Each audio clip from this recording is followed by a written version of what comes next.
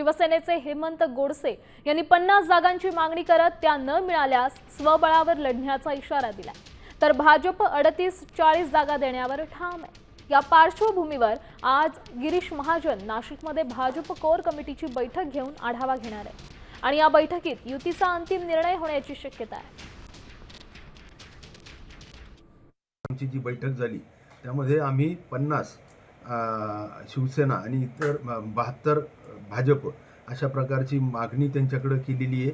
आम्हाला आमच्या म्हणजे सन्मानपूर्वक जर आम्हाला जागा मिळाल्या तर निश्चित सकारात्मकपणे आम्ही पुढे जाणार आहोत, परंतु मिळाल्या नाही आमच्या कार्यकर्त्यांना जर संधी मिळाली नाही तर आम्हाला सर्व स्थानिक पदाधिकारी जो काही निर्णय घेतील म्हणजे आमच्या 122 जागा लढण्याची देखील तयारी आहे आणि म्हणून आम्हाला सन्मानपूर्वक जर संख्या मिळाली तर निश्चित आम्ही युतीचा देखील विचार करणार आहोत।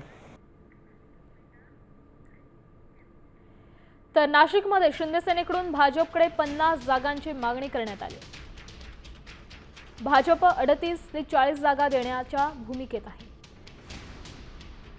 50 जागा न मिळाल्यास स्वबळावर लढणार हेमंत गोडसेंचा दावा आहे।